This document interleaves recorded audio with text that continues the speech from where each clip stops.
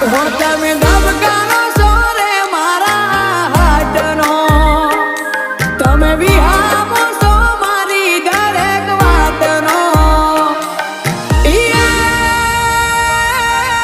ભૂલે ના થાય તમારો મૂલ રે, તમે જીવશો.